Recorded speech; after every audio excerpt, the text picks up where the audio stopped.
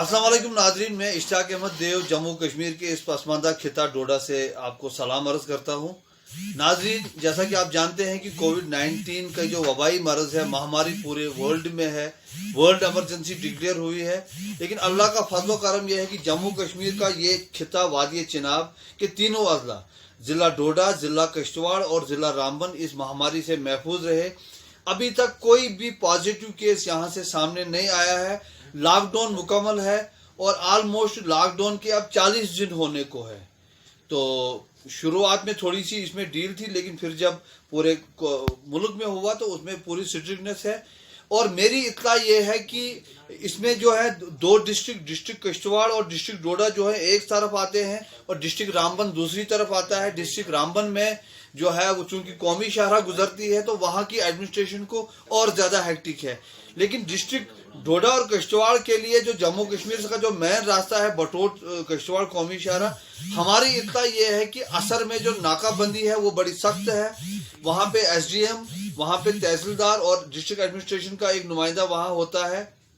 और इतलात ये है कि गुज़श्ता दिनों में कई जज साहिबान, कई KS ऑफिसरान, कई पुलिस ऑफिसरान को यानी कि बाअसर और रसूख रखने वाले लोगों को वापस भेजा गया है। ये एक पॉजिटिव बात है डोडा और किश्तवाड़ के अवाम के लिए, इंफॉर्मेशन है।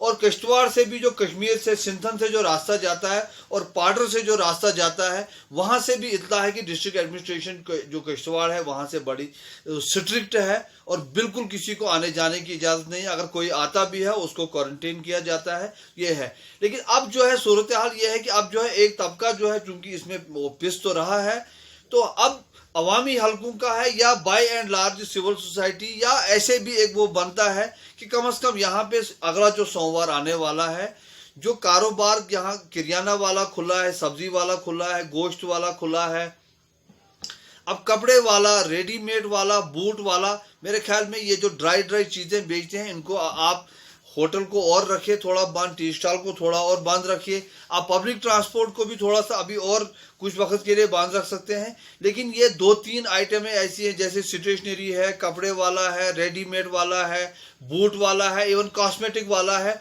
उनको इजाज़त होनी चाहिए। हमको उम्मीद है कि ये तीनों अजला की जो डिस्ट्रिक्ट एडमिनिस्ट्रेशन है और एडवाइजरी भी शायद ऐसे ही है कि लोकल एडमिनिस्ट्रेशन जो फैसला करे।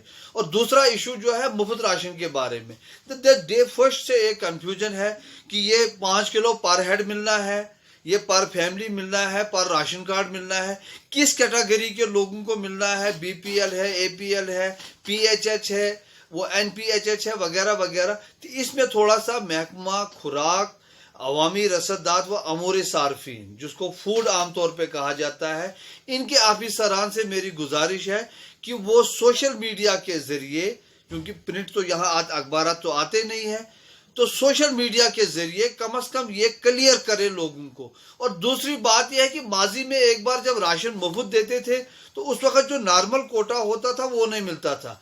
अब की बार भी अगर आप मुफ्त राशन दे रहे हैं 5 किलो पर हेड या पर फैमिली जो कुछ भी होगा, तो वो जो आप नॉर्मल कोटे का राशन है क्या वो मिलेगा कि नहीं मिलेगा, इसमें पूरी तफसील से मेरी आपसे गुजारिश है कि आप ये लोगों को बताएं। क्योंकि हमको रोजाना 10-20 फोन आते हैं लोगों के कि ये क्या है क्या नहीं है।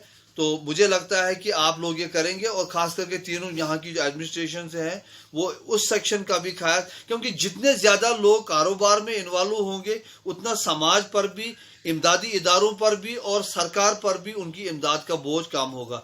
इंशाल्लाह फिर आपसे मुलाकात होगी एक नए मामले के साथ। तब तक इजाज़त दीजिए। वस्सलाम, शुक्रिया।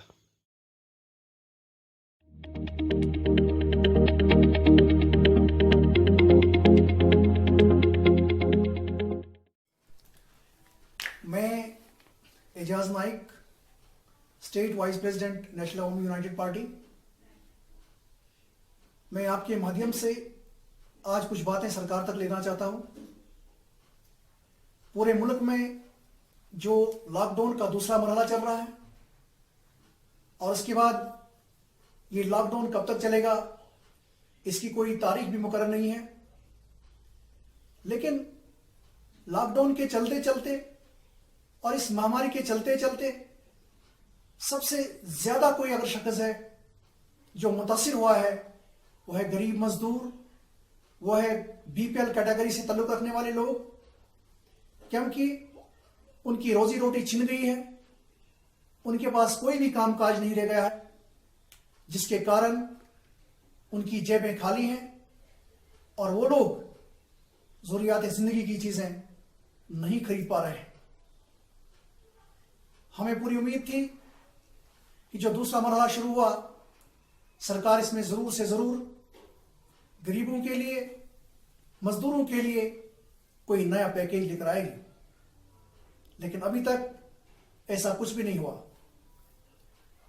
हमारी ओर से सेंट्रल गवर्नमेंट से और जम्मू कश्मीर की इंतजामिया से पुरजोर गुजारिश है कि गरीब लोगों के लिए, जो लोग इससे ज्यादा मुतासिर हुए हैं, कम से कम उन्हें मानामा जो है 8 से लेकर 10,000 रुपया दिया जाए, ताकि वो इस महामारी के बीच अपनी जिंदगी को चला सकें।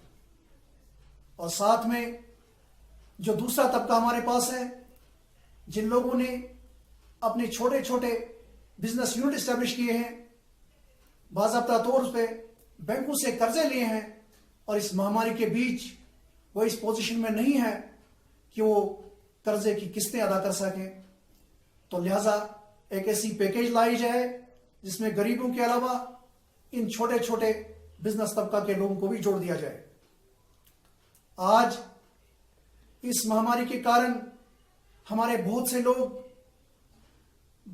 दूसरी रियासतों में फंसे हुए हैं, हिमाचल में फंसे हुए हैं, आसाम में फंसे हुए हैं, या फिर दूसरी जगहों पर फंसे हुए हैं, जो सिर्फ मजदूरी के लिए चले गए थे।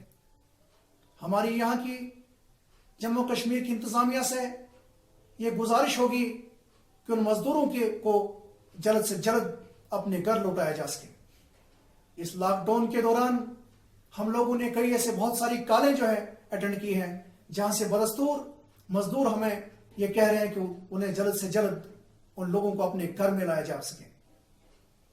लिहाजा मैं ये भी कहना चाहूंगा कि जम्मू कश्मीर के अंदर जो लोग जम्मू में फंसे हुए हैं या फिर कश्मीर में फंसे हुए हैं, उनकी वापसी के भी कुछ इंतजाम किए जाए, क्योंकि इस लॉकडाउन के चलते कई लोगों ने अपने बहुत करीबी नजदीकी रिश्तेदार खो गए हैं। किसी ने अपनी मां को खोया है, किसी ने अपने भाई को खोया है, लेकिन इस लॉकडाउन के चलते हुए वो आज तक उन आखिरी रसूमात में शामिल न हो पाए और न ही सो करने के लिए उन परिवार से मिले हैं। लिहाजा मेरा फिर से एक बार जम्मू कश्मीर की इंतजामिया, लेफ्टिनेंट गवर्नर साहब से और सेंट्रल गवर्नमेंट से पुरजोर गुजारिश है कि एक राहत पैकेज बनाया जाए। कम से कम वो लोग जो दिन में कमाते हैं और शाम को खाते हैं, उनके लिए कोई पैकेज लेकर आए और उनकी मुश्किलातें जो है खत्म हो जाए।